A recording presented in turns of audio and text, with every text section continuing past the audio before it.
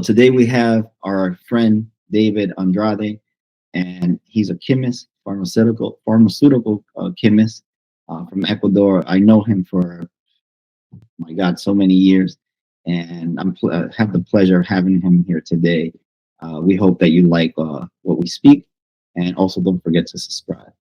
We have David Andrade, chemist, pharmacist, whom I have known for so many years, a friend, a colleague, and an excellent professional. Thanks for coming, David. I wanted to ask you because I am very curious about your studies. I know you, I imagine we've known each other for so many years. More than 25. More than 25 years, but I'm curious. What attracted you to chemistry? Why did you choose that career? Well, look, let's see. Well, let's say the guilt or the benefit that I like, chemistry arose in school. I believe that being a person who had it, I suffer from hyperactivity. I mean, I think the only thing that controlled me was thinking about math problems and things like that. When we reached the fourth year, when I chose the specialty of biological chemistry, chemistry seemed to concentrate on learning it. I think it helped me so that I could generate a different concentration and stop hyperactivity a little.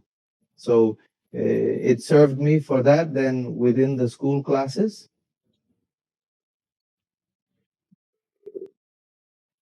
I focused my attention on the area of calculations and chemistry.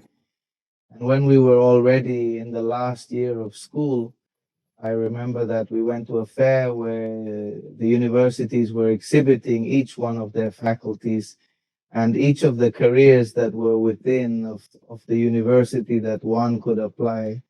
I remember taking some brochures with me, including chemical engineering and chemistry and pharmacy.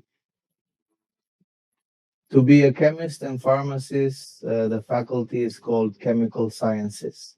So in addition to taking the brochures and reviewing the academic pensum, the part that was in laboratories attracted me. Apart from that, I visited the university, and when I visited the faculty of chemical engineering, it did not seduce me visually. When I arrived at the chemistry and pharmacy, I saw her and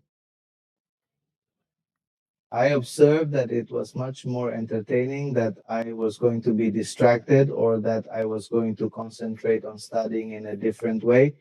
So I decided to register. And from there, each of the stages was more complicated than the other, just like every race, but always challenging. And I'm telling you, hyperactivity was controlled problems, and you have to focus on solve problems now. Of course. And I think that, for example, what influence did Professor Gavilanes have? Because remember that he gave us chemistry and was a very strict person. I think the influence of the engineer Manuel Gavilanes was strict. At first, I remember that I got low grades because I took it as something easy, but in the end, I didn't dedicate the time to it. And it was a challenge that I set myself to overcome. And because he came up to my dad and said, you know what, your son is no good for this. It's been the worst I've ever had because I had my other brother. And then it was that non rivalry. If it's not the one that the professor, let's put it this way, in some ordinary way, eats his words and shows him that I could overcome every one of the things he gave us, and that was the incentive and the inspiration. After that, it was improving so much that many times I already graded, I only saw the results, and it made me excellent, excellent, excellent. My grades were always good. And one of the anecdotes here telling them on this podcast is that when we were, I think, fifth or sixth grade, the wife was pregnant. I don't know if you remember. Yes. Yes, me. Agreement was made, and he started searching for names of the students who applied with him, including his son's name, David Javier. In all seriousness, what anecdote do you have? It began as a challenge to excel personally at this. In this race, what did you do and achieve apart from those of that challenge? What was the hardest challenge you had? Was it in college while you were studying, and what kind of subject was it? But let's see, each level of the university had, let's say, a professor who was difficult to pass, or the cuckoo that one said, then each level had a different cuckoo, as well as the video games you have each level. The cuckoo is becoming more powerful, and you have to have many more resources to be able to pass them. When I entered the university, I had a very old professor who, to make it easy for you, let's put it this way, had to determine the size of the electron, either that is, the atom, the electron already then, or the energy that that electron needs to go from one layer to another, of things like that. So it was very complicated. To give you an idea, of 60 students, we will have passed four. Wow. Are you ready now? All those challenges that, as I tell you, helped me concentrate with that type of subjects were some very easy that I passed them, let's say yawning, but there are others that were not, others of calculation that were very difficult, which made me study more, and that caused that challenge to overcome them, to have that love for the career. But it wasn't something that scared me. It was something that challenged me to continue a why to want to overcome that villain. And let's say it. So, and one time passed that I imagine that generated a lot of confidence and Not only a lot of personal trust, but in many people that to tell you to get 10 from that teacher, there weren't many tens with that teacher. I have 1 out of 10. So so in part, now let's just say I was also a legend. It was part. So all these are beautiful situations that you went through, or that I went through within my plan, and many remember me for that. Ah, you got 10 out of Guevara. Yeah, that's where you went to. hey, but how interesting what you said was very apparently it seems that this teacher was very demanding. But what do you value of the demand that is the level of demand that he placed on his students? What do you value most? Let's see, he was a very old fashioned teacher, and everyone was a subject of many calculations. I'm telling you, I had to go back to school again to get the cube root out. I went to school to see how the logarithmic table got that. You had to do everything without a calculator and alone. More complicated. That's why I say it was a super challenge for me and for all of us who were in ENC. We were his students. So don't use a calculator in the year 2000. Imagine now. If we put a boy to do a calculation without anything to support it, he's going to take it very complicated. But if you take it as a challenge, you have to overcome it. That makes you get excited, makes you start practicing, and makes you challenge yourself. Because remember, not everything is easy. We always have to have these small challenges that one overcome to feel good about yourself. And always remember that life is about overcoming. Of course, and also like you adapted not to the challenge because many people have complications, adapting to the challenge because, for example, culturally, in Ecuador, he is that man, he is Turo, he is a sufferer. In other words, the other person is always to blame, but he does not take his own responsibility. One, to see how the problem can be overcome. Exactly. What happens is that, well, you met my dad and you realize that he always implied, in terms of education, that nothing is easy. So my grandfather, the same. Oh, so that one always had to surpass himself or study for one. Not study for the grade, but for that self satisfaction that you know. A topic even serves you to break the ice of important people when you bring new things or things that the other person didn't know and the attention already goes to you. Well, then it's one of the things that I learned and that you always have to overcome yourself. No, apart from this, for example, what you mention is only useful for yourself. When one has children, their studying doesn't serve you. It serves the person who is preparing. I love your points, unrelated to your dad's influence. Your dad is a scholarly, intelligent, and even artistic man. What do you think his influence was? You and I know your dad. He's unforgiving, he's extremely intellectual, very intelligent, and for example, your mom too. In other words, what were the values that you were able to rescue from both of them to be the professional you are today? So I think that first of all, not having many things, because having limitations helps you want to have them. Second, the dedication that my mother also put into the part of the home, that she was always attentive, always trying to encourage not only her children, but other people, and make those people also surpass themselves.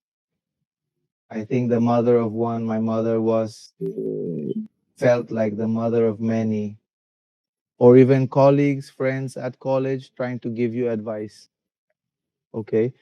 That my dad, on the other hand, the most literary part of reading, of getting over yourself, of being someone different, because that's what life is, being someone different, because everyone can do the same thing, then you have to differentiate yourself.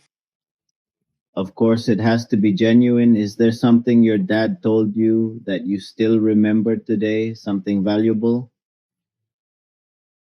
I think that one of the things that marked me the most was something that he told me. One day, my grandfather was looking out the window towards the street, and there were some workers in a Guayaquil sun of 30 or more degrees with a humidity higher than 60%. And they are working, he tells me, look at their work. They do it out of a need to carry because they have families with money, and they chose that because opportunities exist for everyone, he told me. Which weighs more, a brick or a feather, or what do you prefer, to be in the sun and do their work? Oh, Take a book, study, and dedicate yourself to being someone in life like them, but with a choice. You can do that. We will help you. We will support you. You want to do that, okay? But there is also another option. So they're starting to reason. I said, my body is not going to stop. and the son of Guayaquil, what's wrong with you? The son of Guayaquil was different. Oh, Decagon. it's excellent advice. And hey, I'm starting to reflect on how we play ball, she tells herself, brother, Not just not, brother. We did everything. punishing him harshly. Not only that, but Guayaquil remains unchanged, and you must go out similar to extreme cold wherever you are. So, as I mentioned, every challenge is either to overcome or adapt to. Sure, what about this one? I was going to ask you that because I see that there is a lot of influence from your parents, your mother, definitely a good community person, a very solvent person in communication. I have a deal. When we waited for the express, I stayed. I went first to talk to everyone, to your mother, to everyone. We stayed there for a while talking before, but your father was a quieter person. Plus, this reserved in many aspects. And but I see how each one of them, with their particularities, could have greatly influenced you, even your grandfather. I really liked your grandfather's advice because despite everything, we always think we don't have the option, but we do, don't we? and we always have it because we decide every day what we want to do.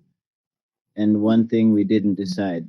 Parents are at the beginning, they put us in a school, and they decide for us logically with the best well-being. My question is, how much influence did INII have for you?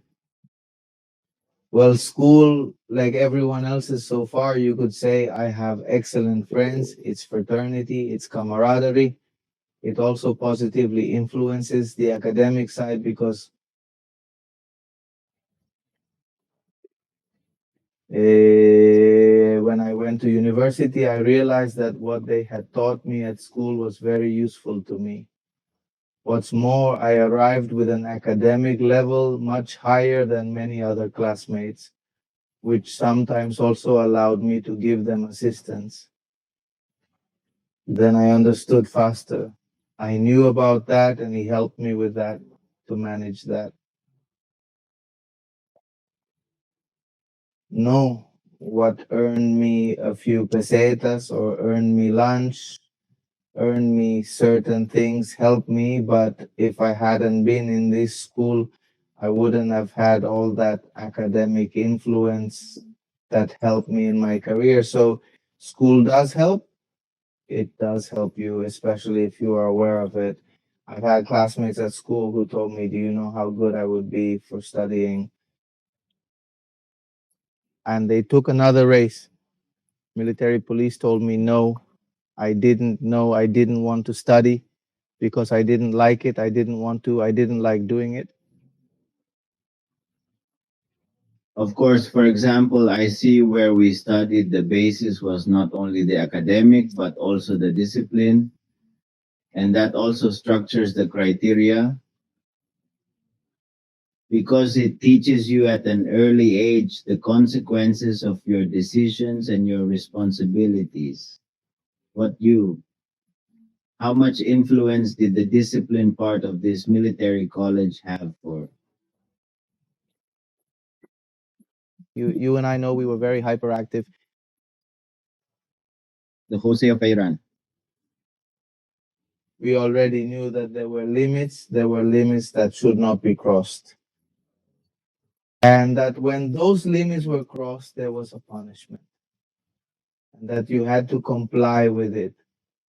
And then it was, I know that if I do this, they will punish me.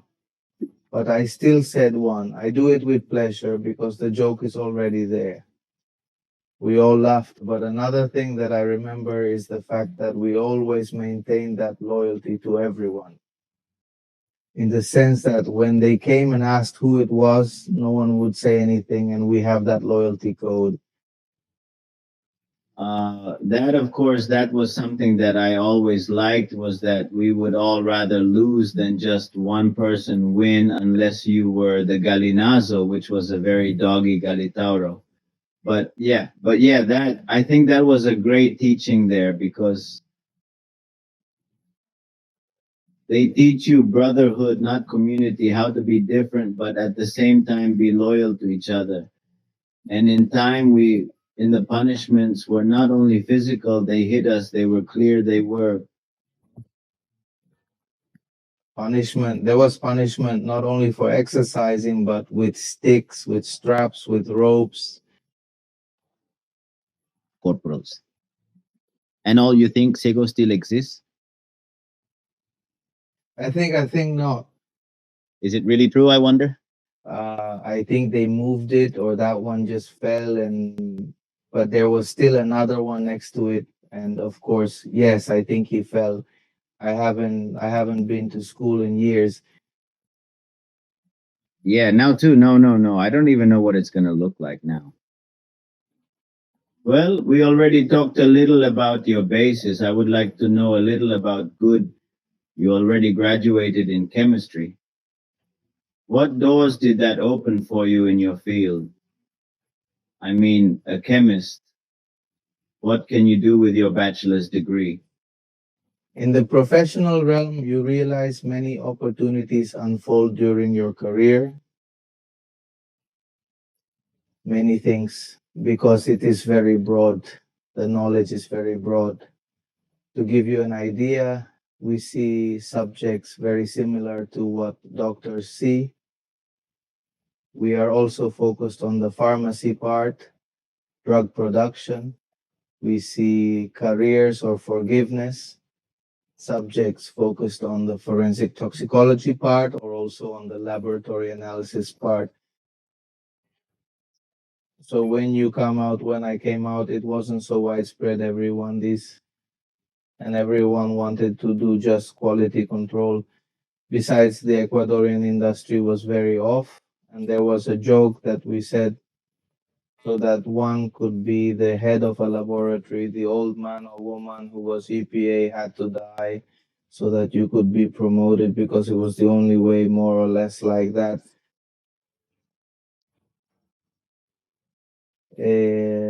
And it was not so popular to maintain controls on the quality part. So everyone wants to go to the clinical laboratory or have a doctor's visit, which also has a big space. I, on the other hand, was, let's say, a very good friend, a professor who he managed technical sales. He worked in companies where he applied his career knowledge by selling raw materials, whether these are called commodities or specialties. So I accompanied him to visit clients and he told me, look, let's see, let's go. And I want him to be like my assistant and listen to what the dynamics are.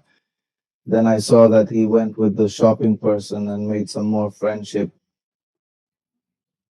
of camaraderie. Hey, look, see how it's been for you. How is your son, your daughter? How are you? Look, go. The purchase order has already been dispatched. I need you to help me with this payment as soon as possible or when you are going to make another request. But when the part was with the technical person, with the laboratory people, the production people changed the language. So, hey, how did it go? What was the performance? Did it help you? How much did you use? Look, you can lower the dose, or if you want to enhance such an effect, you have to make an adjustment of this product with this other product, and you will enhance it. So it was another type of language where he picked up and said, hey, thank you. Now with that, I can improve my process. Then I saw that you could manage through your knowledge, let your other interlocutor learn. And it was the same race. They had been college buddies, but he had a solution. Were the two professionals the same profession then? And he told me what happens is that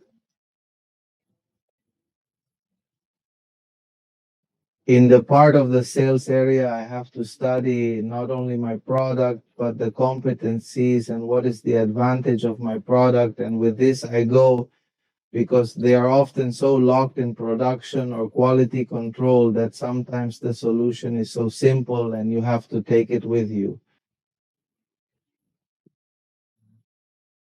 because you studied it, because you studied your product, because you have to defend it. I have to defend this pen as if you were the best in the world. And with this, you sign the best documents. And if you put it on paper, that is more or less fulfilled. So you have to defend your product. So that language and that help that you manage towards the other interlocutor who is in the laboratory, quality control, production part, generate much more trust, that you tell him in the same language and that you help him so that he feels an affinity and generate sales. Then I realized that. So that is another way to apply the knowledge that you have and also allows you to be on the street talking, which is what people who have are hyperactive. We need. Because if we are 1-4 locked up, we are going to feel bad, like the people who are in the laboratory, the people who are in production, locked up, following a process that there are professionals who like. Of course, but not me. I was something more hyperactive, more something that needed, something that challenged me in the sense of knowing and studying it, because you have to know well all the benefits of your product so that you can have that dialogue and that help. Yeah, that's why I focused more on the sales area than many think in the psychology part, which is a bit strange for someone who studies chemistry and pharmacy to do something, a structured career to be in the laboratory part, in the production part, have personnel in charge who are always like inside a factory. So they tell me, hey, but your career is structured for that because you are in sales. And I always have to explain this part. But I like that you were able to open yourself up to something new, because the perspective that people have of a chemist is that laboratory, white apron, and that's it. And experimenting is an exact science, isn't it? Why there isn't. There's no margin for error logically that happens in the laboratory.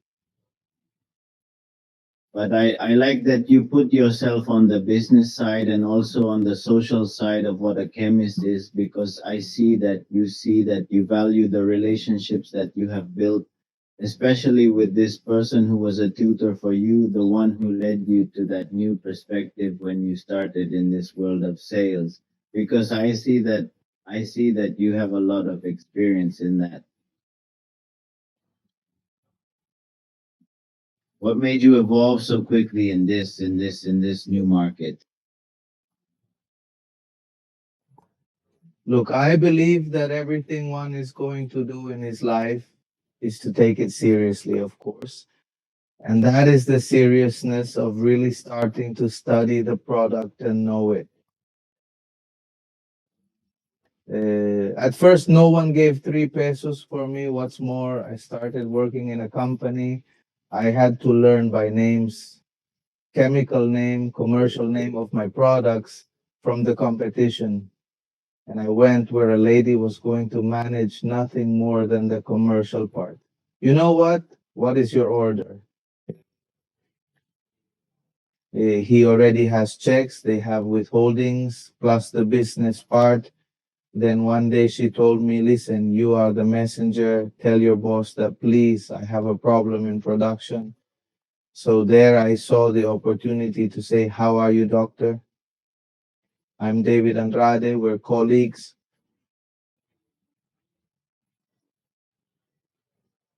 You can solve the problem you have in this way and add this percentage to me. Do this. Maybe what you're managing badly is the temperature problem, a lot of speed, then the revolutions decrease. I gave Tal the recommendation and left, said goodbye and left. The next time he told me, David, excuse me, I thought you were the messenger and your recommendation served me well. I have another problem. So that's where you realize that a lot of people don't take you seriously a lot of times. When you start out, when you look young, and if you remember, we all had a chick face at that. That's why you grew a beard. Me too. Of course, so they don't ask us for identification, Sure, they already see us. What if you're already for the third? age. See us, look, those retirees that go around now. Yeah, that's where I'm going. But when I was just starting out, I didn't have a child's face. Then they thought he was the messenger, nothing more. But since he had already studied, he had already been practicing, he had done practicing, because this is not only about saying it, you also have to check it. So what I did was I took samples and I replied certain formulas where my mother, because at that time I was single, then I had my mother's kitchen in a disastrous way. There I started making the products myself. Yes, then it was useful to me because I had already done it and I knew what the mistake was, because it's not just doing it well, but you have to make mistakes to say, if I shake a lot, it won't come out. Now I'm going to beat it properly at this speed. There it came out to me then to corroborate that if you do it in one way, it will go wrong for you. But the solution is to follow the indications of the formulation. So you have to do the bad part and then do the good part. And that's how, what will be the reaction of these raw materials if you do it wrong. Then when he told me, it's that I have this problem and I had done the wrong thing, then he said, now then you have to correct it in this way, because it's not, you need to just do it right, because doing it right, no, it doesn't generate learning for you. Learning is, it's when you make a mistake, then, I was wrong in this, or I didn't mix in the order. And that's why it didn't come out. So when they came to tell me I had a problem, I already knew what the problem was because I had already done it. I had already experienced it. I love what you said, the experimentation culturally. I remember when I lived in Ecuador, everyone wanted to be correct or everyone wanted to be the owner of the truth. But when you enter a more academic field, you realize the importance of error, as you just said. And I like how you approach that. You do it with humility, you do it with the curiosity of not only looking for the truth, but also of not feeling bad about the mistake and learning what is the most important thing in the field that you are in, David, because I imagine that you have to work with people who believe that they own the truth.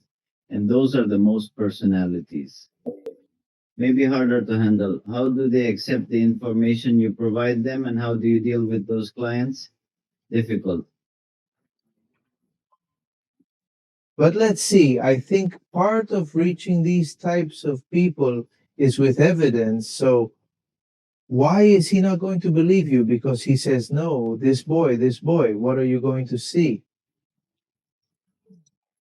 On the other hand, if you go with the audience, look at this, I did it this way, or if you want, let's do it. And then I came to say, to challenge them in that way, plus say to challenge him in a way, in an intellectual and polite way. So then look and see, just like you tell me, are you going to make a mistake or are you going to always have a problem?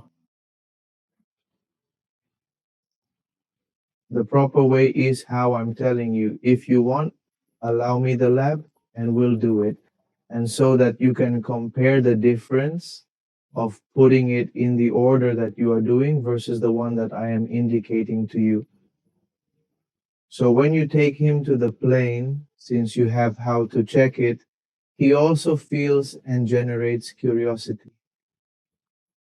No, let's see, because I did it too and it didn't come out. The first thing that comes out to you is to say, well, here we go. Your laboratory allows me and we can do it. Come on. And they told me, come on. So I was prepared with the samples that what I had to bring says, look, you are doing it this way. And this is the result. Yes, I am always having that with your product, but it is the right way. I left what you already did. It says now, thank you.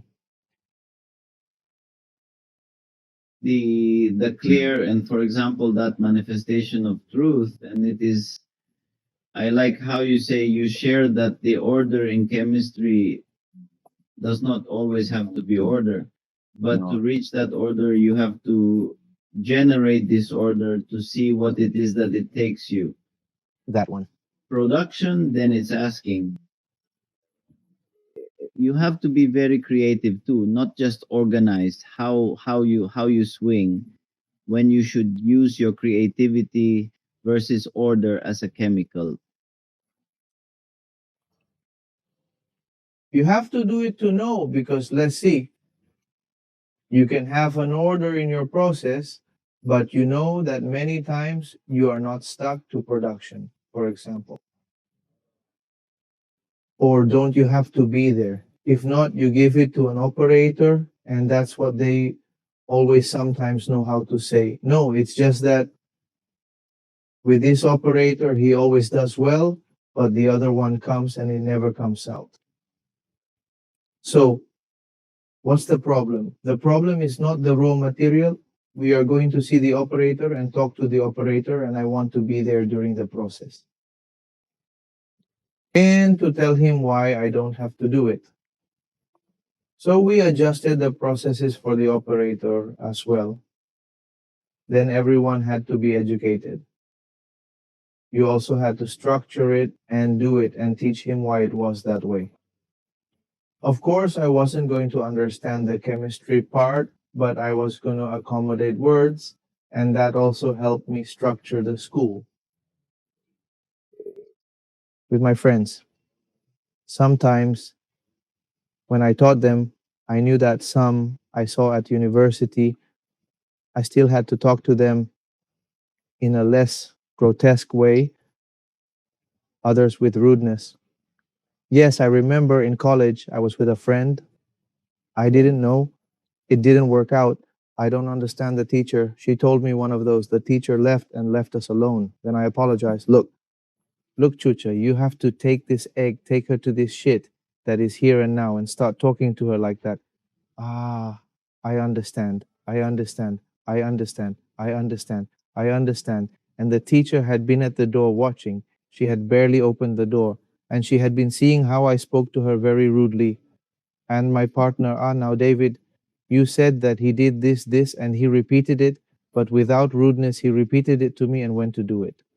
And he replied, and it came out, hey, David, the teacher came out to me. Well, look, yes, here it is.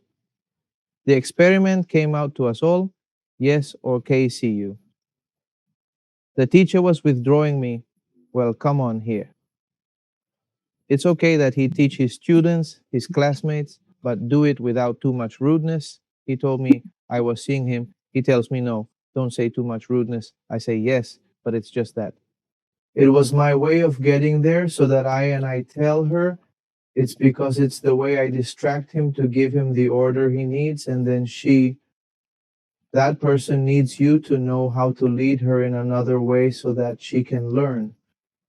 Then I took them rudely and left, but at the same time they paid more attention to me and Mira up here. Like the teacher said, and why does she do it? Because this nonsense started then, and many asked me to explain to them sometimes, and from there I made it less rude now, but generating different attention to the orders of the situations. In chemistry, you have to follow them because many times the final result is not good for you when you change or vary the final result. You can still be good, but it is not excellent anymore. And if you make mistakes many times, there is a way to fix that product, or there are others that are not. So there is also the ability of how you recover. And again, you reach the product with the quality you want. Sometimes you can't, and nothing happens. In other situations, yes, or because they no longer bought the same raw material from the same supplier but from another, and that one has another different feature, and that's why they can have problems. So that is why it is asked that they preferably follow the order indicated, because many times you do not know that all the raw materials come from the same origin. They can come from China, India, Brazil, Russia, and each one has a different process, very similar, yes, for obtaining, but sometimes they differ greatly. One, I you left me very curious about quality control. For instance, the chemist must be extremely demanding to always maintain high quality control. Do you think he's sufficiently rewarded, in your opinion, for the industry? Because you have to handle yourselves in a high way. If you believe that they handle themselves first to those standards, and second, if you think that he is well rewarded.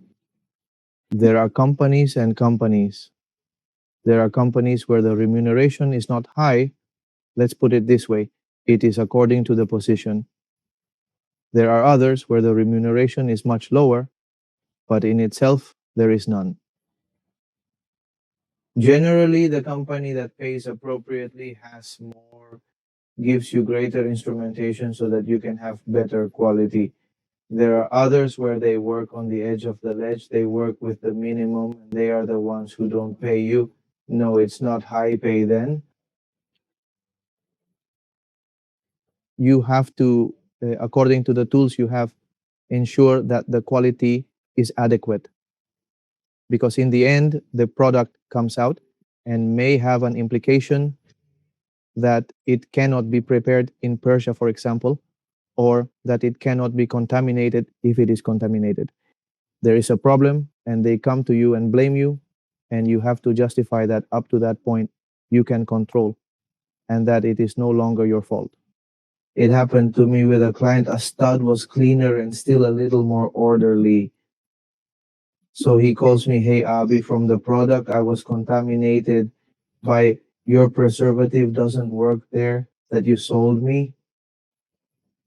It doesn't work for me because the one I bought from the competition I have never had a problem with." Lie. I had already found out then. Looking at it, I took all the products and generated, as I tell you, different types of products with different conditions, under different conditions, and none of them gave me a problem.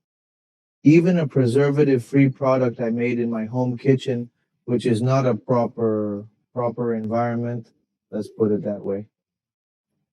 But I also told him I want to know about his plant and his process, because I told him it is not the same.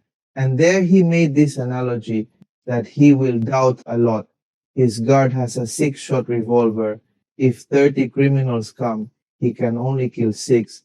The rest will enter the same. It is a preservative. It has an adequate amount to cover the packaging.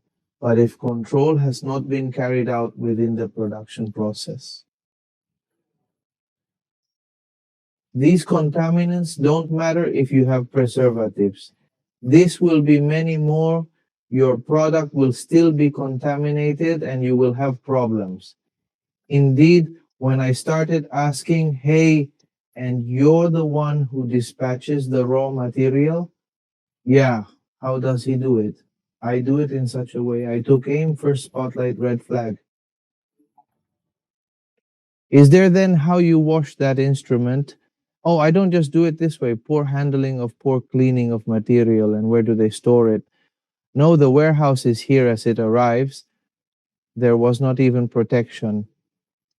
Since and then we manufacture it and put it in this container. And how do you wash it in this container?"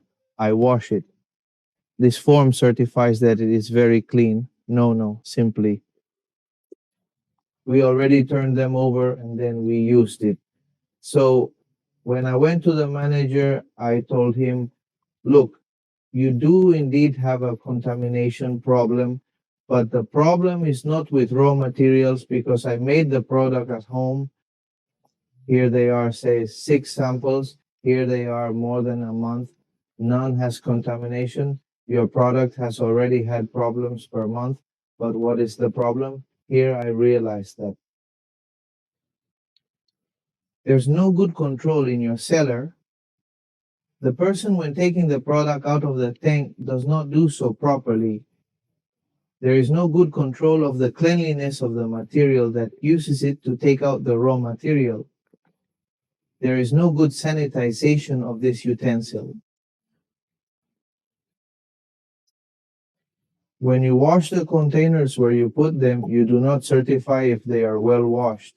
And all of these are problems that will bring you many inconveniences. And you will always have inconveniences. You do not have a person who manages to ensure that all this is fulfilled. He kicked me and I threw myself. I found out the next week that he had already hired a person who was there, confirming that all the cleaning process. CD bought a mini laboratory so that the person there is certifying that the product is septic.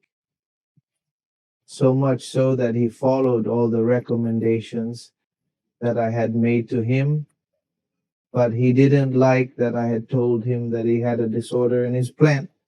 He vetoed me, but he never vetoed the company. That stops.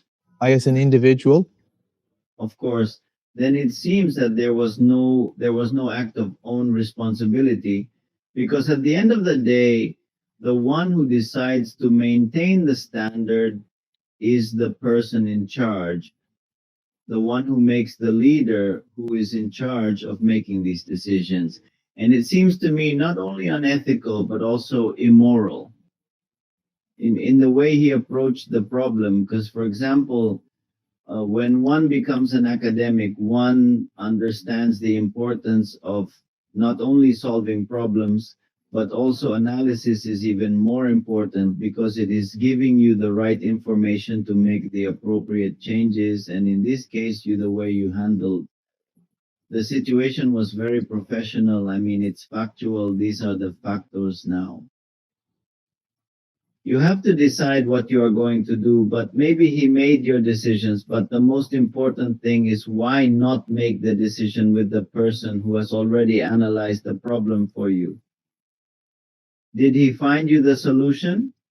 Maybe they did you a favor not to be there, David. Then yes, but what good was it for me? It helped me generate opportunities for improvement. That plant got better. Of course, the owner didn't want to see me, but I still went. I called the shopping person, said, "Hey, is there such a person?" "No, the boss is not there."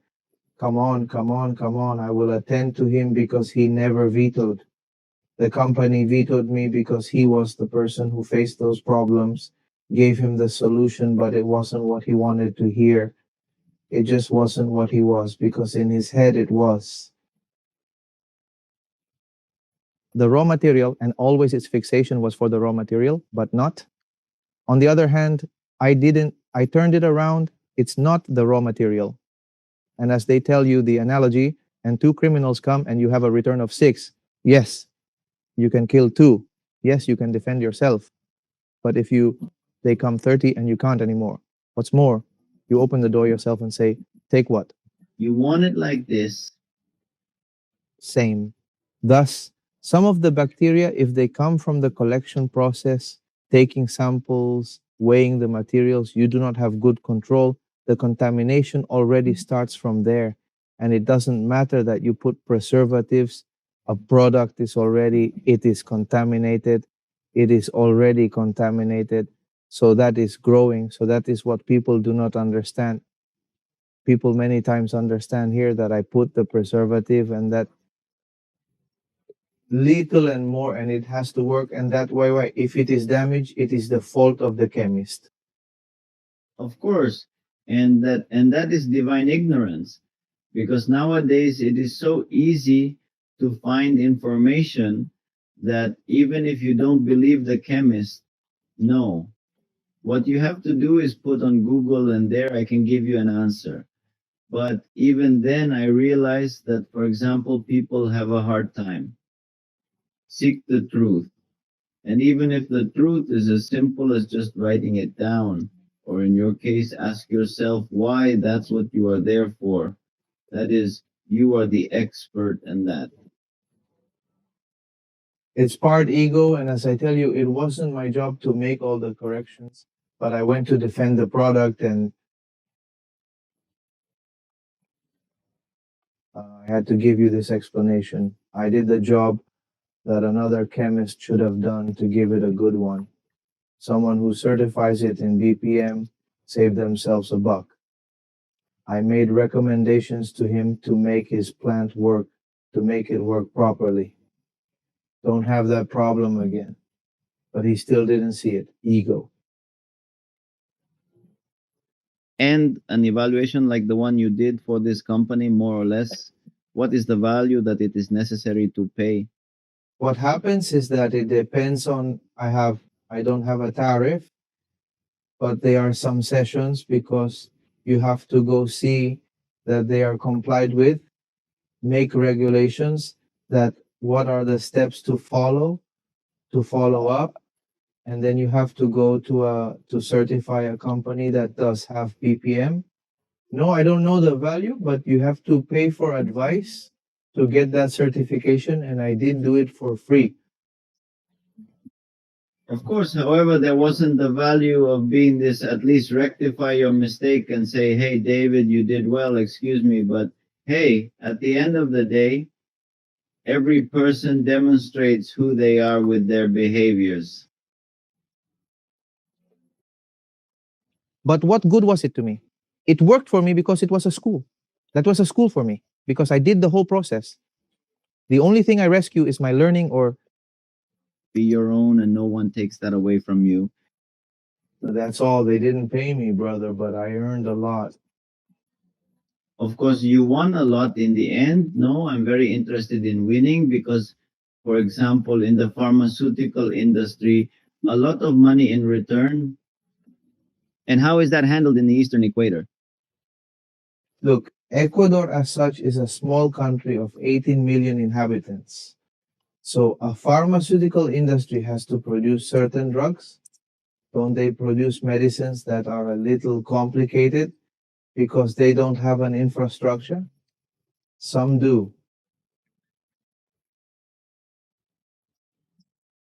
But their productions are not so extensive. It is the number of medicines they import more than those they manufacture, and those who manufacture here have the complication. Since it is a sun, the number of Ecuadorians is very small, 18,000. They will produce 30-40% of medicines between laboratories. Now, with this safeguard that they put in Mexico, most of them are medicines that are imported from Mexico. Why do we care if we don't do it here? Because it's not the investment. Why would this boost and demand that more chemicals be in the process or that they pay you better? Because that way you increase the number of products to produce. And the demand would be higher too. And the demand would be higher. So that it is easier for me to come and tell you, Wendell, let's look in China, India, or where they have to produce acetaminophen. Let's sell it to us for X quantity, and we go and negotiate. We set up a company and negotiate it. I am in charge of managing the health registry, BPM, BPDP, whatever we need. We are better dedicated to marketing, and that is moving. They prefer that people bring it from outside, then be able to manufacture it here. Because of the cost of production is much higher. Sure, but quality control, that would make a difference. If you want to make a product, I imagine it's better than the competition is not. You can do it because here, and do they give us the facility there? For example, you can't go for a name in a pharmaceutical specialty. In general, most are generic. On the other hand, here, not everyone wants it to be a commercial man. For example, if I tell my mom that she is diabetic, hey, take metformin, she is taking 1G with pre-metformin. Huh? The majority tells me, no, no, no, no. How can I excuse the trade name? It serves me well on metformin, no longer, and it is the same active ingredient. So things like that. I mean, here we have that if it is a brand name, it is better. That's why the laboratories, the vast majority are what they sell. It is to the institutional part. The part of independent pharmacies is very few, and the institutional part you have to depend on. Whether the state pays you or not pays you or contracts. And those contracts are often linked to other pre-sales. Of course, and it must also be difficult for any investor to put money in Ecuador today, hence the media problems. But I'm curious about this, David, because you talked about, for example, people buying medicine. I remember that in Ecuador, you could buy any drug, you as a chemist. What are the effects that people self-medicate in many cases? And for example, what solution could they bring?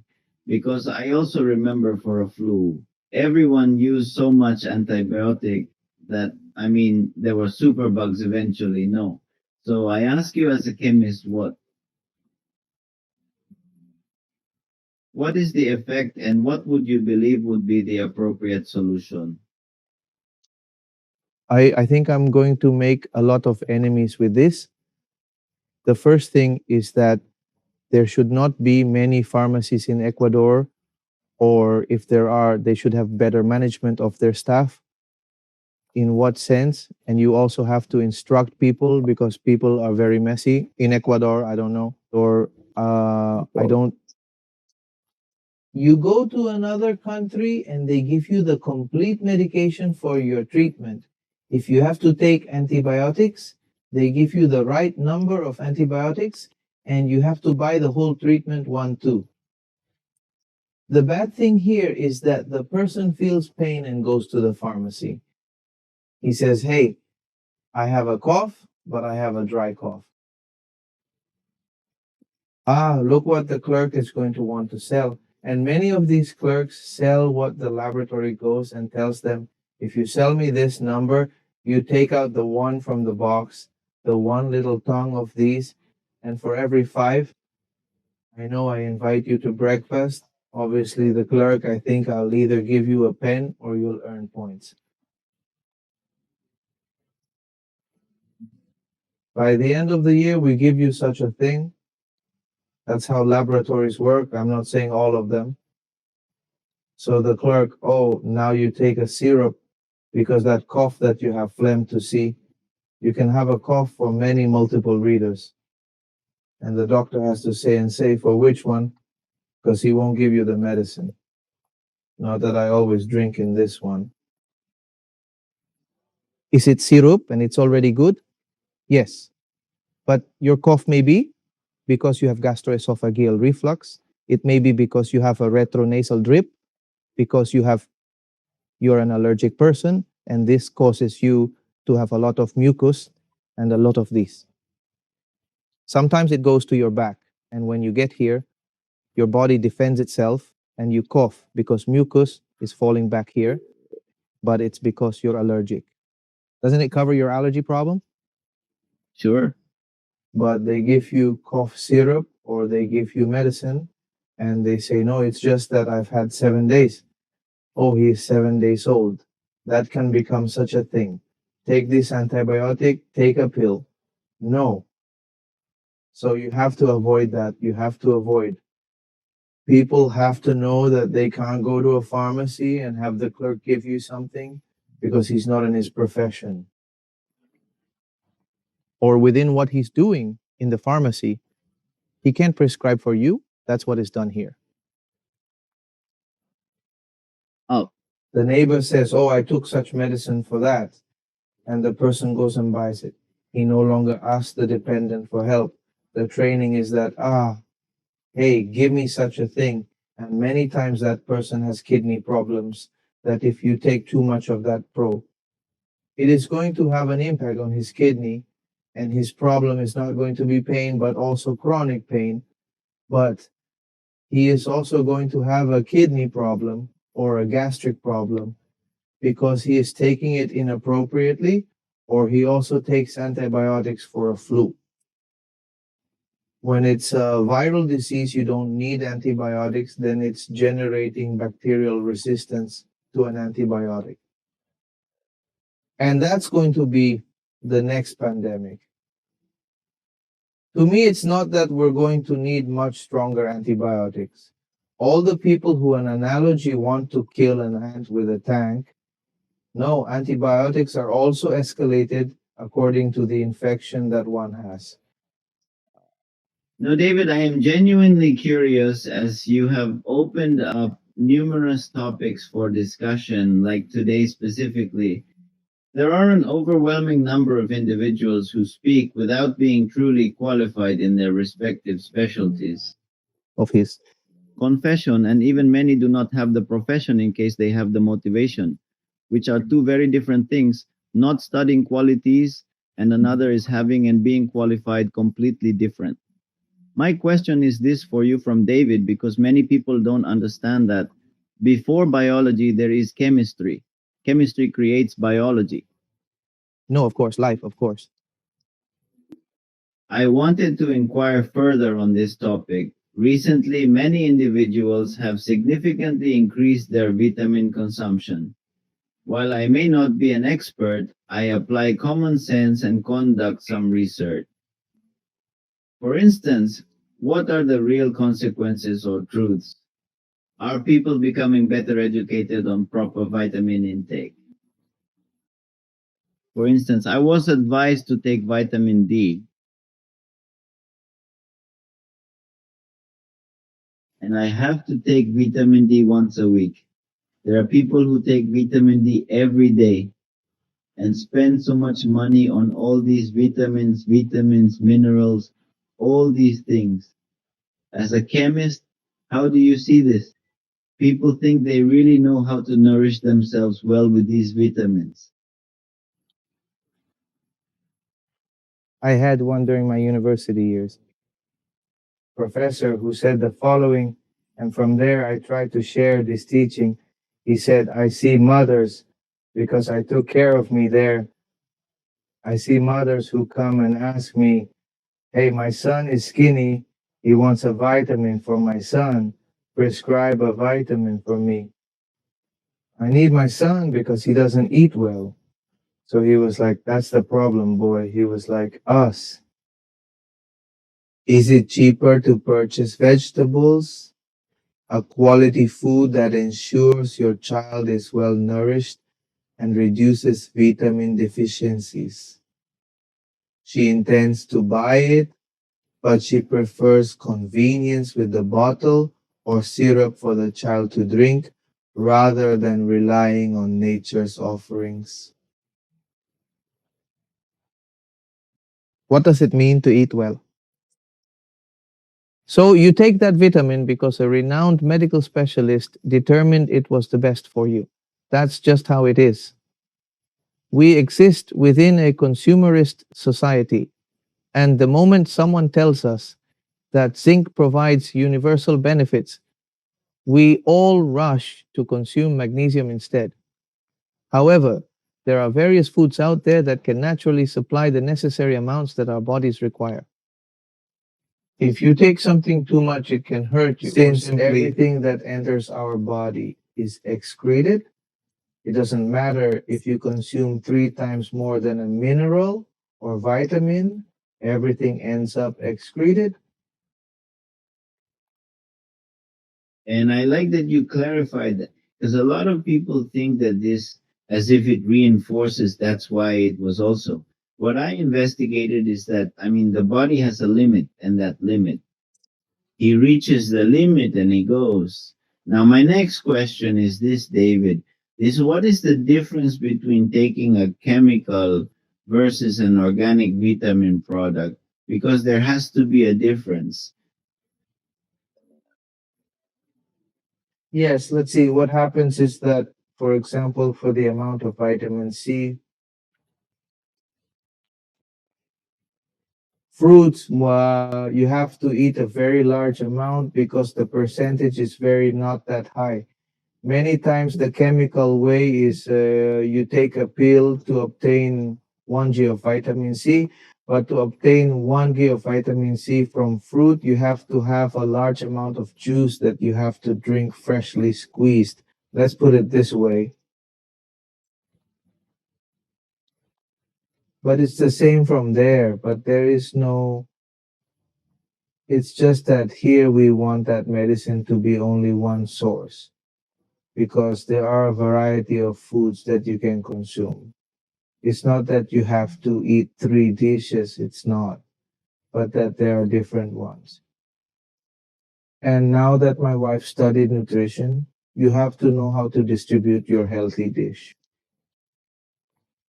Well, likewise, all of us have to know how to distribute our food because if we are not going to have a deficit, we have to make up a little because the amount of food I'm ingesting is not reaching the maximum I need, or my body does not produce, for example, the same amount of collagen when I was young and I already feel discomfort. Yes, okay. You can supplement, but it doesn't mean I'm only going to supplement. Also, everything is through nutrition that you have, and nutrition helps you cover those deficits. But to know if you are in deficits or not, you have to be an exam. You have to evaluate a doctor to tell you, yes, you have this deficit and you need, and generally now what is done is that these are linked to an organic matter. For example, it no longer says, no, I have calcium carbonate or I take calcium but not in chemical form. There is already calcium gluconate, which is friendlier and more bioavailable. In other words, my body receives it better, and what I consume, the amount I consume, is this product. 60%. My body, let's put it this way, assimilates it, but if I buy the other one, it will only be 30, so send me 40 pills. Can I have any inconvenience in my health part? So are we already seeing more towards that trend that needs to be supplemented? Yes, because at our age we already have a deficit, but we have to know what deficit we have. I can't go and buy what I want because maybe that will cause me a problem. I am one of those who do not take many pills even for pain because our body has to have that ability to respond and react, because otherwise I am not helping it. Because since it is a viral disease, my immune system has to respond. But how do I have my immune system good? If I have a good food base, if I am nourishing myself well, my immune system will be fine and will react as it has to react to a disease. But if I don't eat right, my immune system will have it on the floor. So when I have this disease, I will suffer much more because of the havoc that this causes, and there I have to take medication to replace myself. No, but eat well, I have immunology, it will be fine. In short, Papiti David, you opened a good field now because in some programs we had a nutritionist, and that nutritionist emphasized that eating that is taking processed things makes the body work harder, seeing that is organic. Hey, I want to go a little further, don't I? For example, as a chemist, because he also spoke about the importance of exercise. What is the change or what is the chemical need for two things, intermittent fasting and exercise? What does it do chemically? What chemically produces something good in the body? These two things? First, we all need exercise. So I'm going to put it like this. You have a vehicle stopped all the time. If you don't start it, it's going to be damaged. You still have to give him our body. It still needs more oxygenation than our cells because it reaches the, let's say, biological part if we are all calm.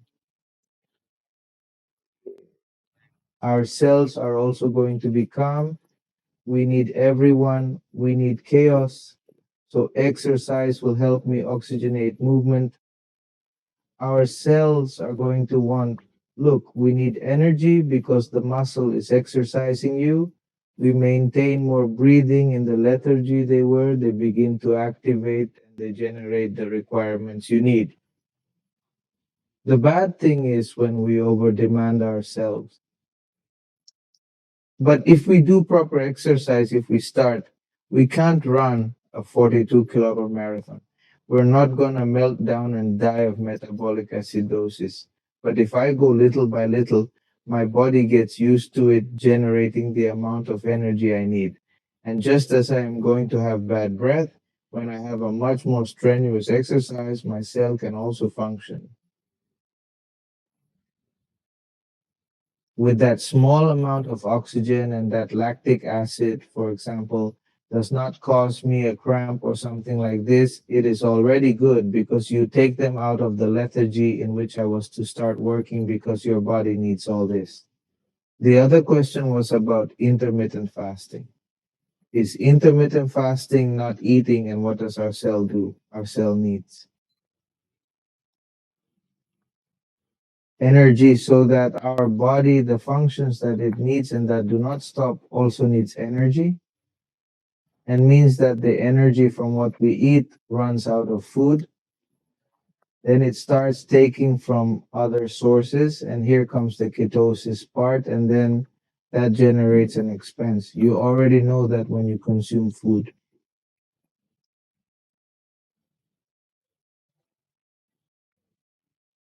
what you don't spend accumulates as fat, yes, and the fat stays there. But instead, when there is no source of energy that does that in our body, it tries to take muscle, it tries to take fat, and again, it comes to the Krebs cycle and will want to obtain energy from the source that has protein, fat, and that.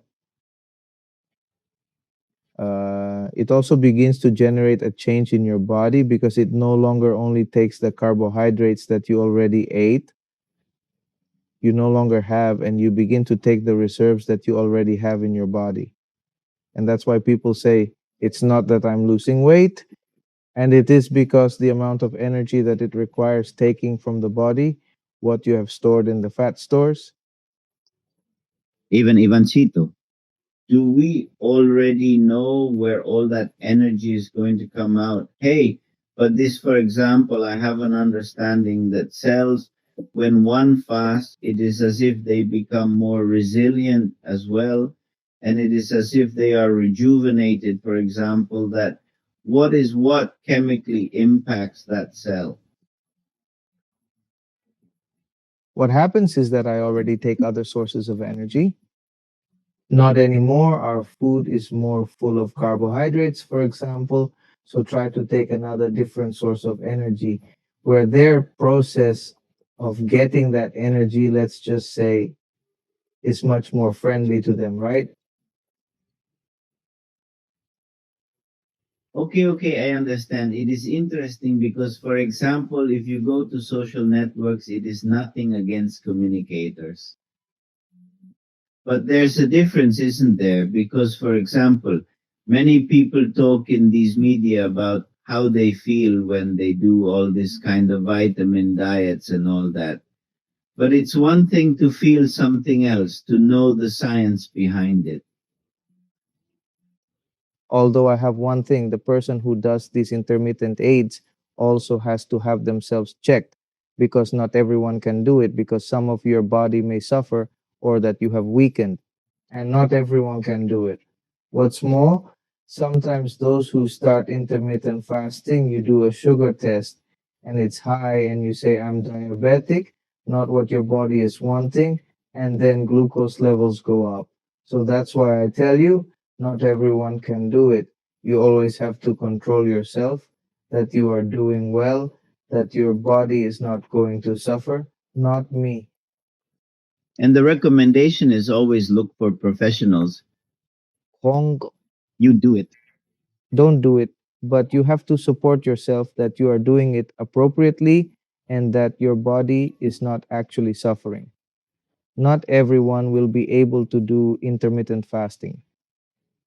There are people who still need to replace themselves because their body cannot metabolize, for example, certain ingredients. So those people can and need and require, others don't. So remember that every organism is different. Every one of us is going to react differently to environmental stimuli, to medications. We are all different, Wendell, the body. Wendell is different from mine. For example, if I do intermittent fasting, perhaps many will faint. Yeah, I go into a diabetic coma because my sugar drops so much. Others, yes, you can tolerate it. Why? I'm glad that we talk about this topic because there are so many people who influence with goodwill, but there is no scientific knowledge which evaluates, as you say, each case has to be different, right? And this leads me because it is fascinating what the chemist knows from chemistry itself, not the components because they study it. The skincare industry, for example, is huge. I mean, and for example, you have all this knowledge, and I have two curiosities that I would like to ask you. Yo, I imagine that you can make any product because you are practically a chemical engineer, right? Or you're a specialized chemical engineer. My question is this: Why? why retinol? Is it that good for the skin? And what exactly does it do chemically when it comes into contact with the skin or even vitamin C? Because I have a curiosity. I mean, vitamin C seems to be such a good thing for the body, but no, no, no. I mean, I would like to know more.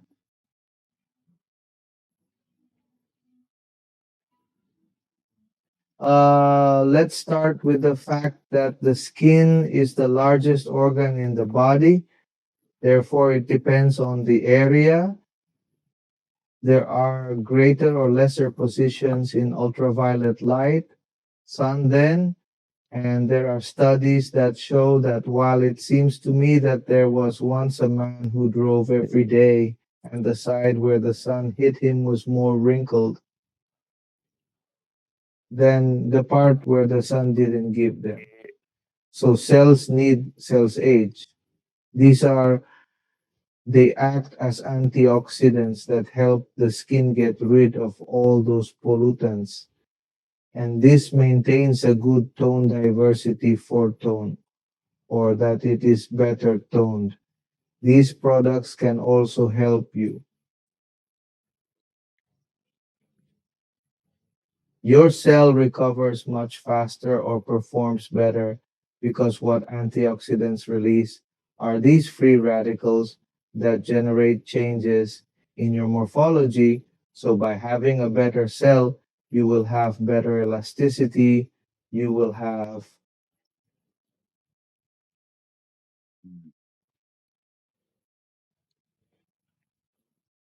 you look younger because by having better elasticity or by having greater hydration, the skin's cushion is increased, and you see a noticeable change in the parts of the skin where you are applied because you do not apply.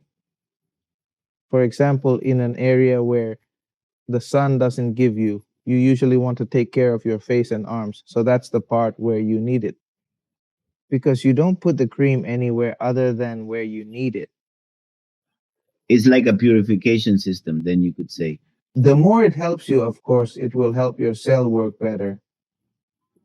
That the skin is like a mattress which has different types of layers, and this according to dehydration, race Hubie, and all this. This makes you thin.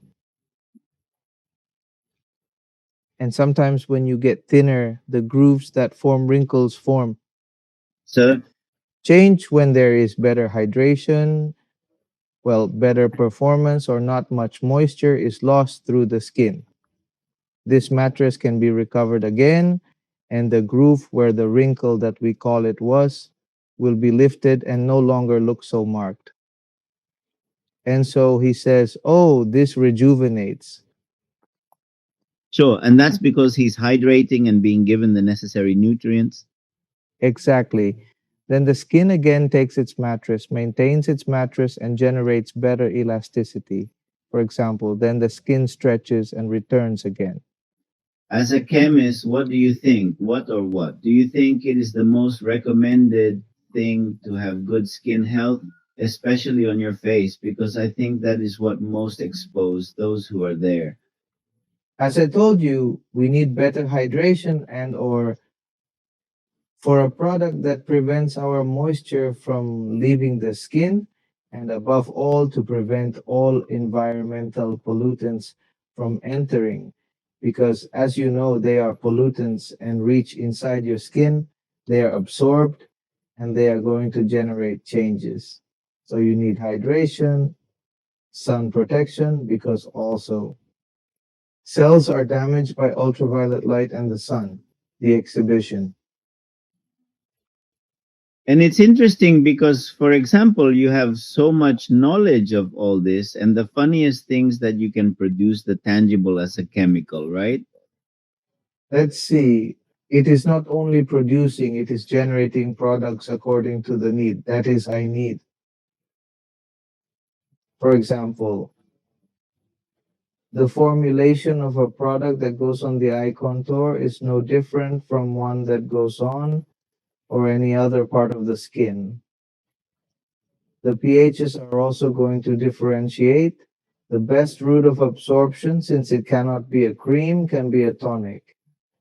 That's why there are different forms, in the sense that there are tonics, there are creams, there are injections that are applied directly, because depending on where you want to attack, it is the product that you are going to apply.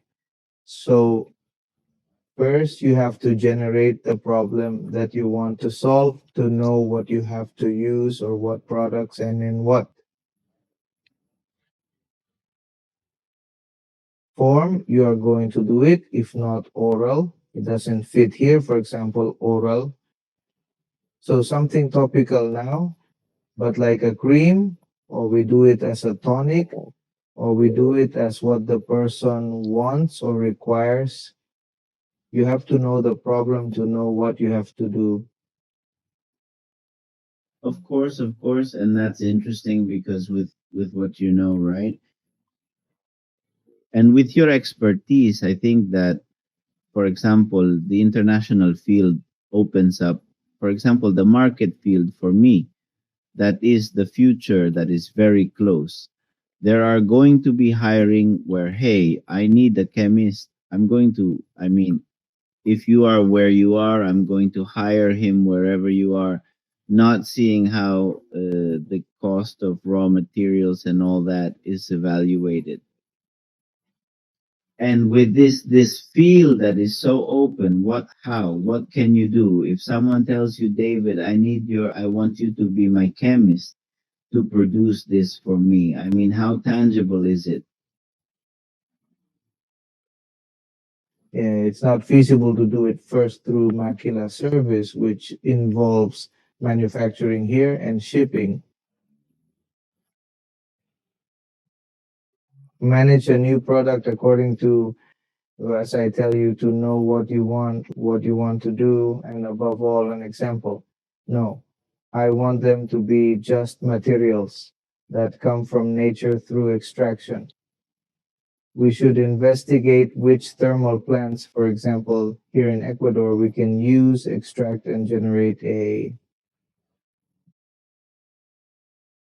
product with an organic price. And above all, for this, it is also necessary that I always live, and I have always been in the field of raw materials, of specialties, where you can see international or national suppliers that manufacture this, so that they also give you guidance on what they have and what you can use.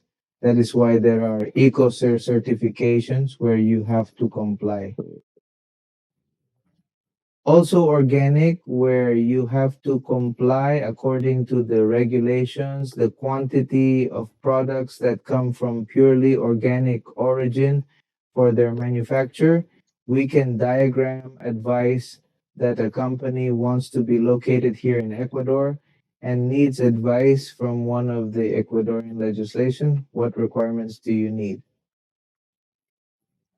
Take the folder and generate that this company can come here physically or virtually, or also be able to sell products here that they produce and be the representative here. And I move and I be responsible for the organizations here in Ecuador. I be the figure. Of course, I mean, you would even not only be the person in charge of creating, but investigating and experimenting, but you would also be the connection to be able to make the business happen here as well. And close the business, of course. Sure.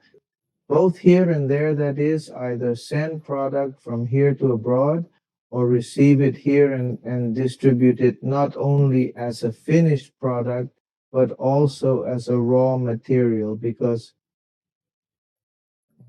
the trend that was seen after COVID is that people are looking for products that are much more natural of origin, much more organic than chemical, and that needs to know where to produce it, how to produce it, and also give it added value, and that it be something that I am not deforesting, I am not generating any inconvenience in the ecosystem before I am helping the collaboration of society. There are many things to see in this entire topic, but above all, it is knowing that we can do it. We can hear, I can make sure that strict control can be carried out.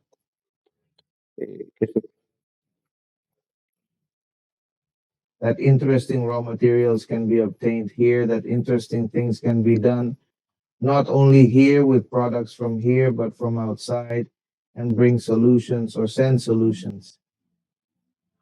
No, no. Have you ever been interested in creating something for yourself that is something that has generated you?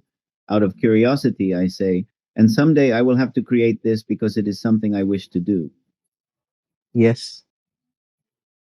I think it is more focused on products that you need in your home, in a home, but the product has to be effective and something that I can see. If something that I take with me, I do it here in Ecuador, and if they replicate it elsewhere, it works the same way. And above all, said a friend, at some point, I want a product that can disinfect and clean me, but maybe I can also do this and explain it to me. I can eat it more or less like this. In other words, generate that the product is not polluting and that it is not harmful from natural things, which has a much higher value because you know that you are not going to pollute and it is not something polluting, it is something that you obtain from nature. Most of the products that we use for cleaning, disinfection, or whatever go into water and have bioavailability. Sorry, they decompose very slowly and are no longer biodegradable, or their biodegradability is very broad because that product will biodegrade. But what do I know in 2 years? Let's put it this way. It doesn't suit me that it has been polluting for 2 years. That is already a pollutant. So I tried to generate that type of product. At some point, I did it, but they didn't give me the resources. I tell you resources because I had to generate sources of income for myself and my family, and I abandoned the project. Let's put it this way. Would anyone ever want to rescue that project? Yeah. I think so, and above all, you have to give it time and check what there is or what you can invent, because remember that what one wants most is to generate a footprint for which they recognize you, and I would believe that innovating a product would be that.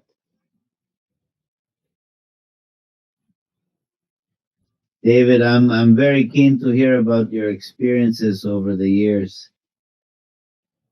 What is an enigma of chemistry that has not yet been deciphered and that perhaps you are very curious about that? I definitely do, but I would like to understand more or better about the availability of assets.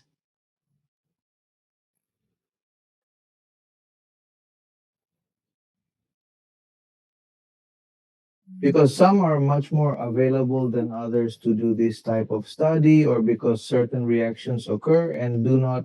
In other words, it is more specific in the chemical part. In the pharmaceutical part, almost everything is already there. It's almost finished, almost. Many of the discoveries have also been because you are experimenting, and sometimes it is not a mistake but something consensually gives you, but you are researching it and achieving that you are looking for a product and that it serves you for something else then.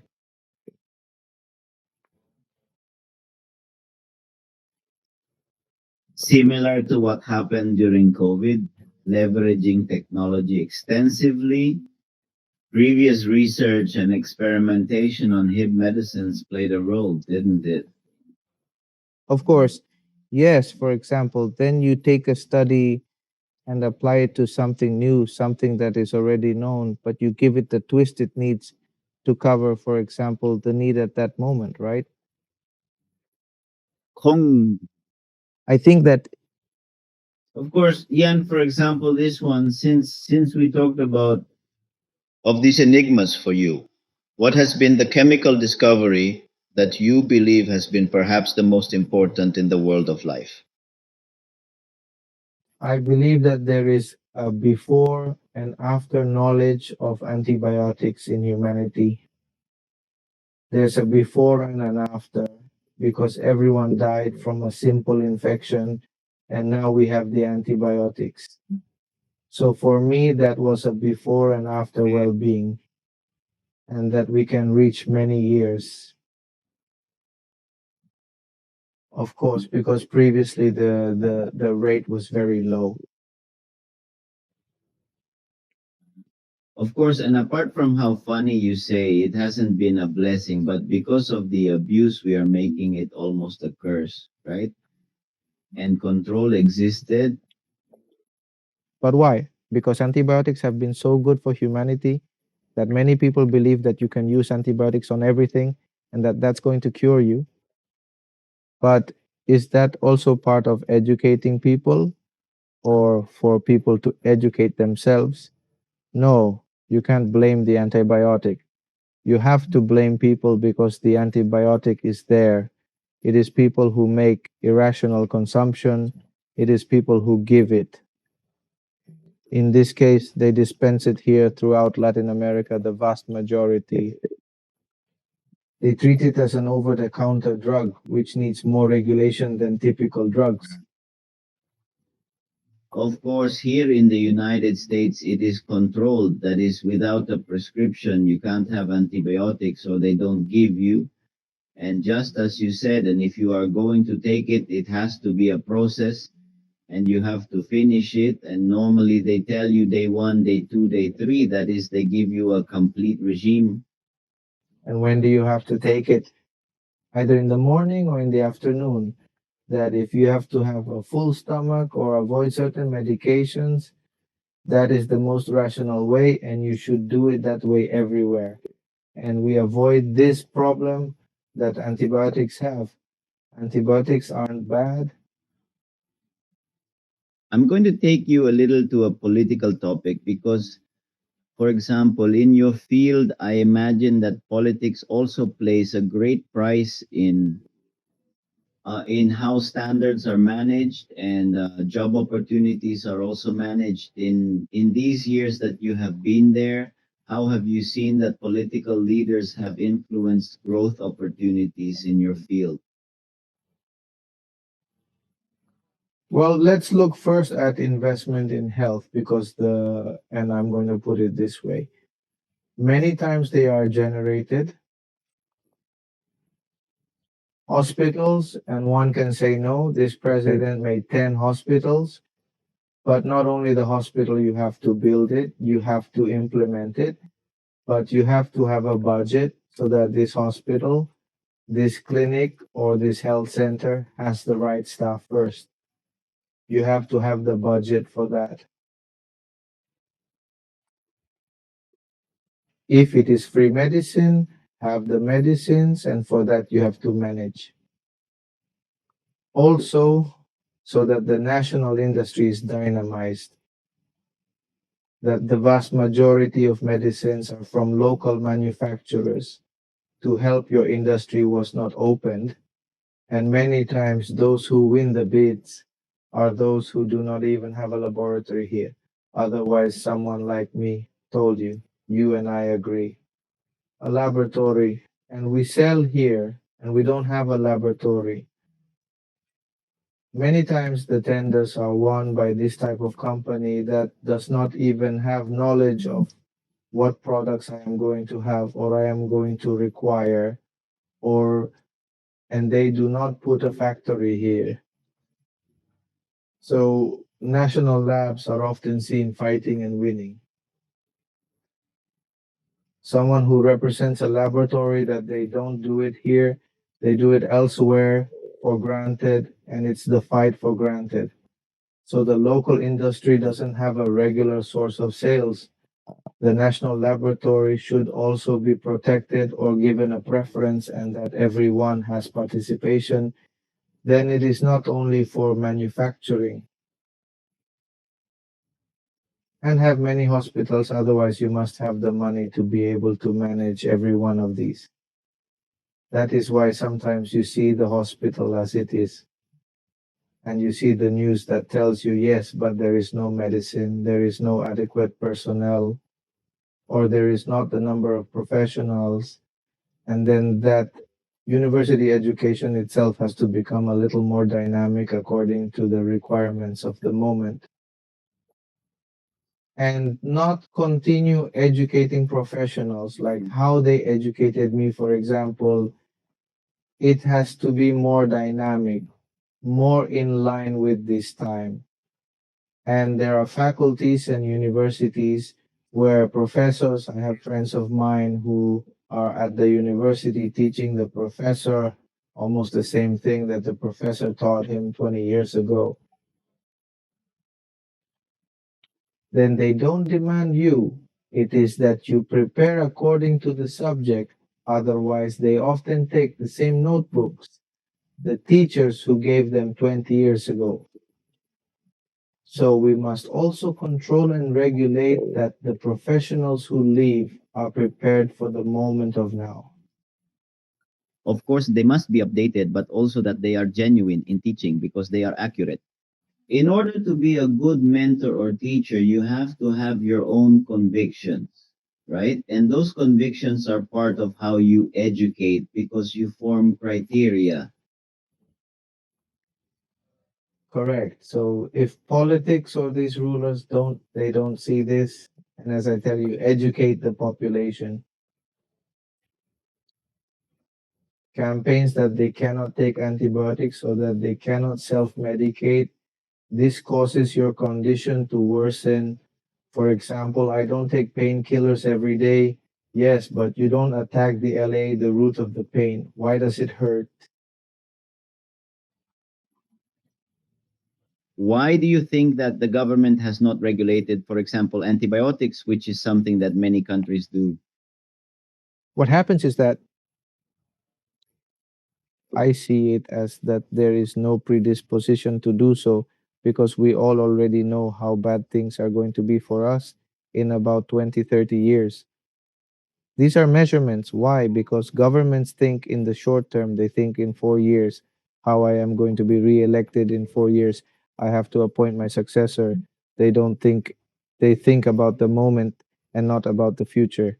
And these are all things that are going to happen in the future. Could it be that a distant future, if we become aware, or a much closer future, if we do not become aware, but it is something that is going to happen, but we don't think about the future, we think about the moment. And Thinking about the moment, that's not planning. of course, and is poor planning if you think about it, because the responsibility for the consequences is left to other generations. It is like what is happening today, not what Ecuador is experiencing. Unfortunately, very little is said that there has been practically an exodus of people going to other countries. Are you living a lot, not even in crime? Have you already considered a terrorist? No, and apart from that, David is, as you say, such a small country, but it is so good. They have very good material in raw materials and people, but they have so many political parties. And apparently, it seems that anyone, as far as I know, the one who sells onions on the corner can be a presidential candidate just because he is popular. What's your take on that? Well, let's see. I think this would definitely end if they didn't force us to go vote.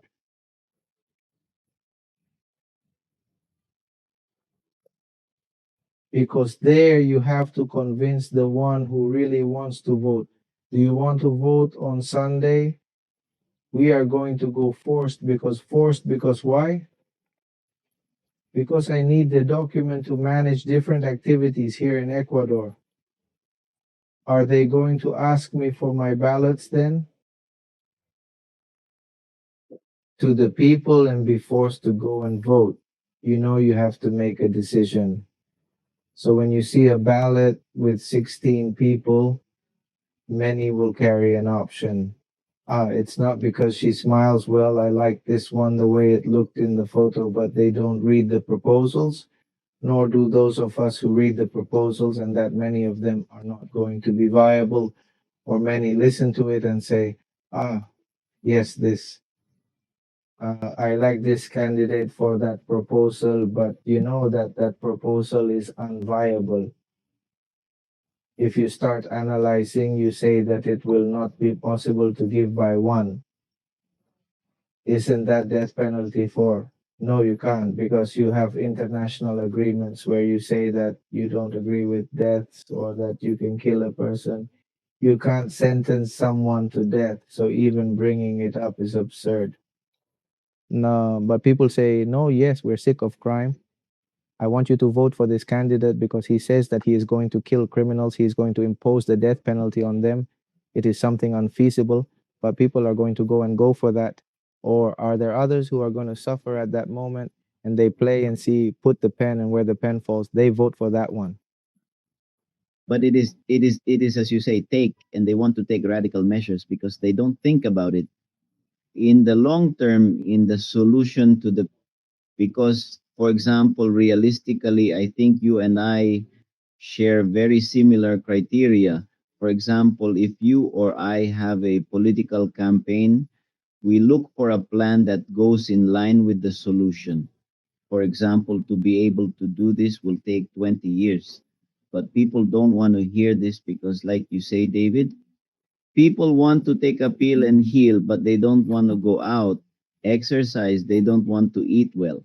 Why? Because you have to make efforts and make sacrifices for those things and commit yourself.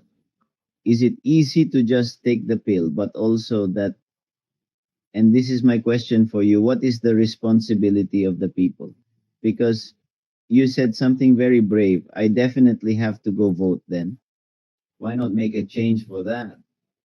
One, and how much responsibility the town also has, because, for example, we come to a marginal neighborhood, not where, for example, the criminal was held and even protected. That was the culture of those times. Nothing against them, or even 11 in that ignorance. I thought that was okay. But now your other knowledge tells me no. In order for the culture to change, you have to change all these things anyway. You think the people's responsibility, because it's as if they wait for the Messiah to change everything, but no one does anything in their own communities to make those changes. Of course, I'm going to tell you with examples. Look, first, I tell all of us culturally here. So, those who see will be angry. We do not like to respect laws. And then, first of all, starting with respect for laws, being missing the primordial norm of a society. And we all have to be aware that we have to respect from the moment we generate an awareness that if something is wrong, we have to respect it and not do it. Is generating change, but change is going to depend on me. An example here in Ecuador, you see a traffic light and it tells you that it is green for vehicles and you want to cross the street at the risk of any vehicle coming and causing an accident or losing your life. You know you can't do it. You've been educated that you can't cross as long as you have El, right to live, to pass, and you do it. You are always polite, but if you become aware of doing so and respecting those rules, even if no vehicle comes, you are already generating a change. And if a lot of people follow you, they're all going to realize that they're doing it wrong or that that's the right way and we can all do it. But not only can you or I do it, I have to be looking for everyone. Simple. Now in Policentro, they have put a traffic light because so that passers-by and vehicles can pass. That is when they enter the shopping center. No one respects that traffic light, and when I go, I stay and stop. And sometimes people in the third who can't even walk cross when they can't. Young people, so you don't see that it's a generational problem. It is a problem specific to each person because by worrying about yourself, about your safety, also when you want to vote for a candidate, you are going to vote for someone who you see is going to fulfill their government plan and who has not, they have been plans that you know that you are not going to comply with them because the way they post them is not appropriate. It's not the correct one, but it does help people shout and cheer up. Another, the freedom to create political parties and generate kachikago. And what's more, you and I get together, we form a political party, and a politician comes in and says, hey, I want your political party, take a ticket. After using your political party, and that is not democracy. Why? Because the person who comes to hold a position in some dignity, what he does is do everything for his benefit. It is not for the benefit of all that, but the change lies in one itself. I believe that even if you do the right thing and you are the abnormal for society, I believe that doing it is already a change because now doing things correctly is being frowned upon because everyone makes it clear everything is bad, everything is bad. But when you do it the right way, you are the weirdo or the bad or the one who is right and sees it wrong. And this, but sir, because he stops here if he can pass. Yes, but I can't because the light won't let me. I don't know. Maybe doing the right thing is frowned upon. Of course, why?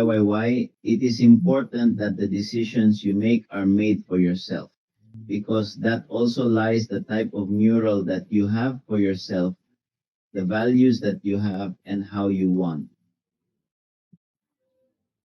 that people see you too, right? And as you say, it may be frowned upon, but in the end, you did the right thing. And for example, I never forget, David, that we at school, the law was made, the trap was made, we were looking for the trap because we didn't want to. But when you go, you have educational growth and you go according to your education, you also realize what you lost by doing the trap. Yes, and not only that, you don't do it anymore. That's why I'm telling you to do the right thing.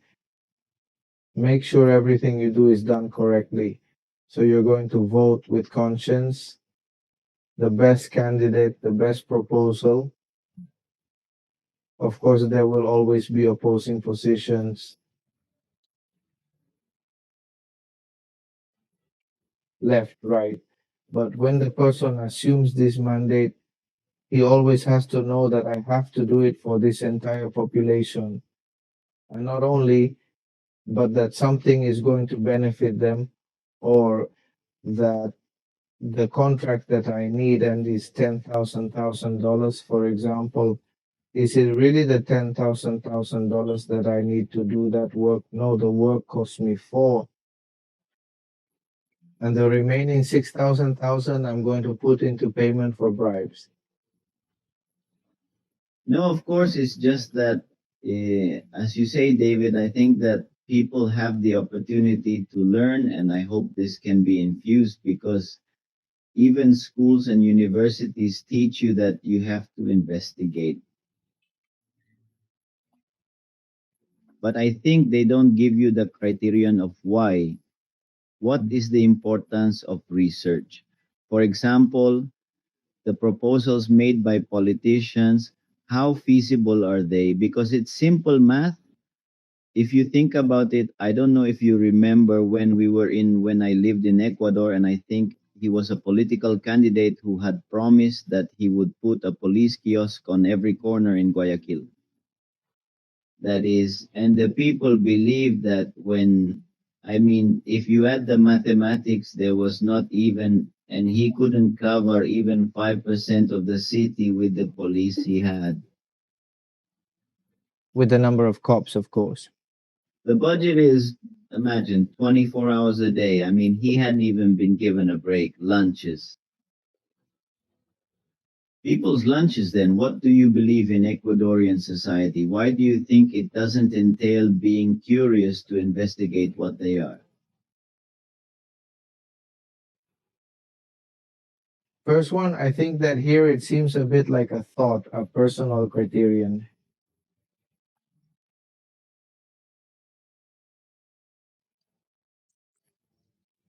So, and I'm telling you this, I was in a meeting last week and one of the people asked, "Hey, who are you guys going to vote for?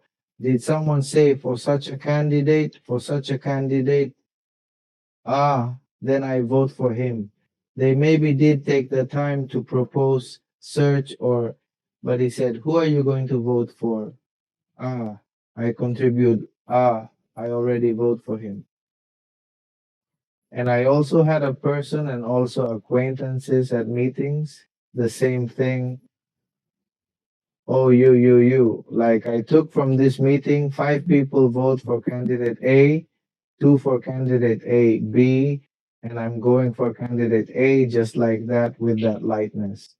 So don't generate your own criteria that something can be right or wrong. I don't know if out of innocence or out of laziness or out of simply following the rest, but that is to generate one's own criterion, the one's own criterion that you are told antibiotics are not for the flu.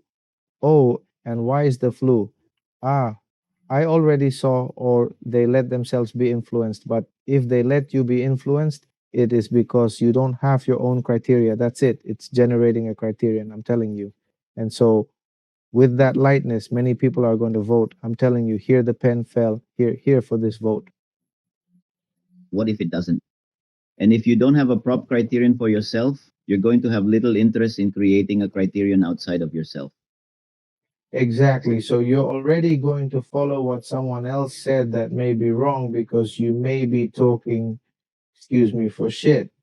But he says, ah, yeah, look, two people say the same thing. So I'm going with him. So we make a bunch of bad decisions. And so, Simply for just saying, hey, let's see what they're saying. Okay, wrong. Now you have a smartphone. I think we are 18 million. And I think 60-70% have a smartphone. Look for it for one to corroborate whether what they tell you is feasible or not. If you can, you can't. Now we have many more facilities than when we were old.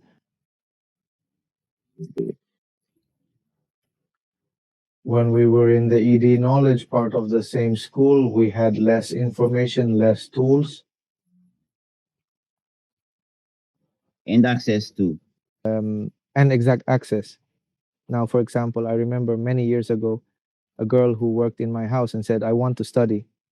Or K goes back to school, he tells me, oh, I don't understand such a thing. Or I don't know where to investigate it, and I see her with him. Phone, latest generation, and I say, hey, but you can use the phone to investigate what they have sent you for homework. Oh no, I'm lazy. I'm going to check Facebook. I'm going to check some social network. So I say, because she wanted to do it just from a computer. I say, no, but the phone is smart and allows you to search for the information you want. No, I don't anymore. I'm going to dedicate myself to doing other things, listening to music, watching videos. So that's what you want to do. Therefore, if you notice that many people speak Spanish very poorly because they try to copy a person who speaks or something they see because they do not want to generate their own criteria that that person is doing it badly or that in that way it is not the appropriate one, then it is generating that people generate their own criteria that they generate themselves. What if that's good or bad?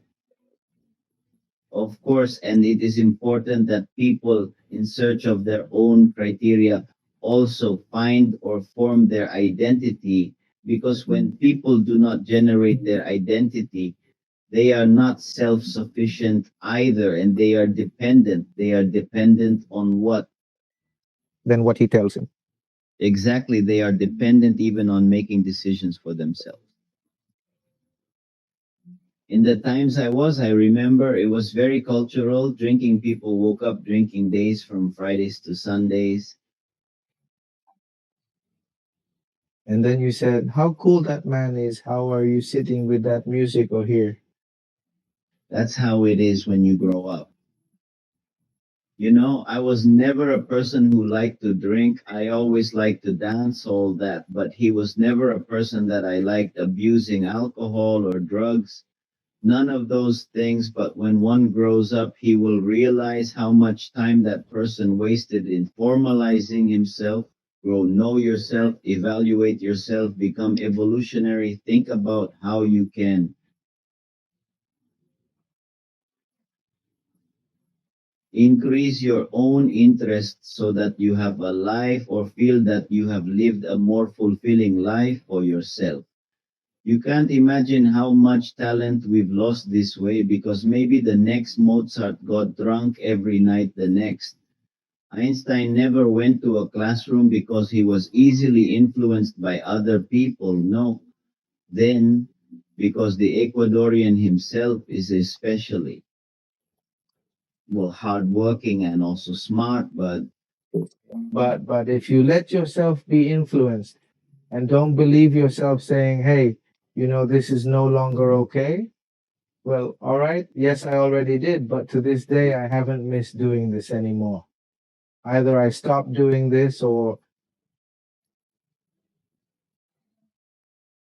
I have to study and I went to suck all weekend and Monday in the exam. Ah, I came out wrong for you, but hey, or it's wearing no. or oh, you know what? Ah, that subject is not very important. I leave it and you leave it and you worry. But no, if you had an exam or an evaluation or something, dedicate yourself to that, then there will be time to have fun. Of course, everything has its time. Everything has its time. Sure, I wanted to ask you the last question because really, David, we have to do part 234, that we have a lot to talk about. Was it good? Chatting with you and gaining knowledge has been fantastic. For whatever times. Yes, yes, brother, we have to do this more often. This, what would be something you would like society to do? Had influence, because we are talking about influence, we are not talking about bad influence. What would be the good influences that you think could make a generational change in the next 20 or 30 years? First, that people become aware that things the way we are doing them is wrong. First, that there are ways to do them right, but we all have to generate that change. What dare I say, from the same diet from now on? Because the impact is going to be later than most hospitals. They are full of people with hypertension, diabetes, poor kidney function. But if you had changed the way they ate 20 or 30 years ago, they wouldn't have come to this,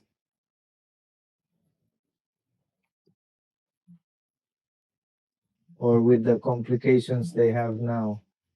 So I would believe that the first thing is education, if we can, in the cultural part, at least in the food part, that at the end of the day, when they reach 40 years old, they will already have many serious diseases. Hypertensive was our friend. Young man died of Okay. hypertension. Sure, it was truly an amazing experience. Wrong. And an excellent professional. I mean, why? I've seen some of his work and he was an excellent surgeon. This is also a very good dentist. That's why I'm telling you, but I had poor food quality and I know it.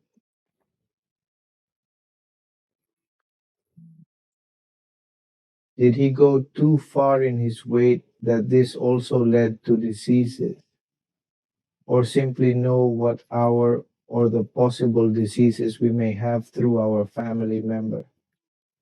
For example, I already know that I may be hypertensive, diabetic because of my mother. So what can I do? I will try to take care of myself because obviously I can get sick, yeah. But if I take care of myself, maybe I won't get the 40 I have now, but the 60, whether or not those types of diseases will ever come to me.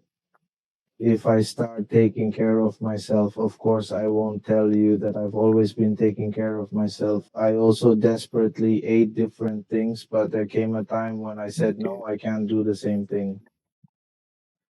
And that's consciousness, because in the end, most diseases are because of that. If you realize Prevention? increasing exercise helps prevent various issues alongside better eating and self care. That's what you have a good point to end, not the education of raising awareness, because, for example, And that way, you need fewer pharmaceuticals, although I am. exactly. But Are we going to put you out of business then? what I'm getting at is that there are ways. What happens is that people are good at medications, but they will reach a point where, hey, you have to take care of yourself. You don't want the savior to come, medicine to save you. You have to Your lifestyle. Like, change you, because I can continue selling you everything, making all the medicines and all the miracle creams you want. For me, it's going to be a business, but this planet is like a reflection. That's it. Love yourself, because it is the only form of change you can generate. sure, hopefully people can listen to that and actually find something to help them with our conversation, because maybe this is also a message for our listeners, just like the chemist can do a lot of things. That is, the chemist has knowledge of the compositions, how the thing works, and can do something that seems impossible in something tangible. Likewise, on a psychological level, people can begin to plant seeds of thoughts to be able to create different behaviors, and everything has to do with it. It's not just about motivating or including yourself, but about seeing more perspective. And I think that the limitations of perspectives is what means that people can't even consciously become aware of themselves. And when you did that, you said it very well. You cannot have your own criteria for the always reason that there is no conscience. And that carries that it doesn't exist. Awareness is because you do not look for perspectives that really make you smarter and give you more solutions. For example, no one wears very few. They wear other people's shoes because they can't put them in their own shoes. So psychology always begins with one taking responsibility for oneself, thinking about the consequences of oneself and the negative or positive effects that any decision will generate. Of course, you can't save anyone if you don't save yourself first. Exactly. Did we talk about psychology at the end? And maybe it's a topic that we can explain a little more on another floor. Well, definitely after this program, I'm definitely going to have to keep in touch to do a second part, because there have been so many other questions that I have in mind, and that maybe not you either, and we can define when and do it again. The truth is, I had an incredible time. We need to talk about the anecdotes from school. They are legendary. We should talk about them more. Invite more colleagues to see if we do. Can I tell you some before we say goodbye, like a blooper? Do you remember when we were, I think in sophomore year, when we were behind the barcito, the small bar at school? There was a big bar and a small bar. Well, what is that? by the Colosseum. For the Colosseum, exactly. But then I remember once, I don't know if you remember, a colleague named Shower, and Shower was annoying that he had a new suitcase, this one and the other, and he was already tired. Then he took a shower in the bathroom and he was just doing his needs. And I took a big bucket, but I was already tired of the girls who complained to you. You know what it's like? Well, man, full of water, those yellow ones, those big ones. And I bathed him, and we were just, well, just in the white uniform. And it turns out that we had to go to training, and precisely that shower bar had red underwear and got wet. The uniform was transparent then, and the dog man wasn't turning pink. It looked like a thong, and we were terrible. We really were terrible. Hey, and I remember you didn't know what to do anymore.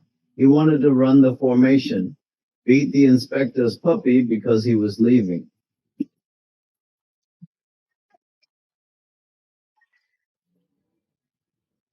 Yeah, we definitely have to surrender again to do another chapter. Actually, I've been through it too. I hope you had a great time here. Always, whenever you want to talk about any topic, this channel is open. No, look, in the end, we addressed many things, and to close it is clear. Change is that we all have to generate it. I know my profession is half complicated. Many see them as difficult subjects, chemistry, mathematics, calculus. It's not interesting, but as I tell you, it's the conscience that one must have to be professional. I develop in different types of fields, and above all, always in sales. In raw materials, it will not only be in the pharmaceutical part, it will be in the plastics, food part. So that's why I was talking. The thing about medicines, and do not consume medicines, because if I eat good foods, I can also sell that raw material. It will still generate changes for me. And David, how can they contact you internationally if they need your expertise? I have accounts. Well, social media is professional linted. Yeah, me. Yote, If you want, send me the information to leave at the bottom. Anybody who needs a chemist, whether you're in Ecuador, you're in Spain, you're in China, wherever, David is a person who can truly guarantee that standards are met and that the work will always be done well. and not only for the maquila manufacturing part, but you can be the commercial representative of your brand. Here you can manage both raw materials and finished products. And that market opening, Ecuador or other countries that can. Well, thank you, David, really. Thank you. Okay. Having been here, part two is going to be more fun. Can we do that? We can do it. There's no problem. You let me know and we program. Cool. Well, that's all for today. We sincerely thank you. David, we express our deepest gratitude to David, who, despite his busy schedule, has been able to generously dedicate over 2 hours to us. I genuinely hope that our listeners have more questions than answers, just like us do. Furthermore, if they generate questions, the second podcast episode can be dedicated to addressing that. We will precisely answer that question. Until the next episode, thank you all immensely. Excellent job, everyone.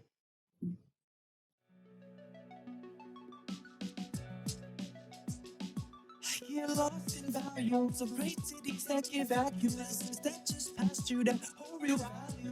Exist. I'm trying to coexist. Exist. Yeah, I'm trying to coexist.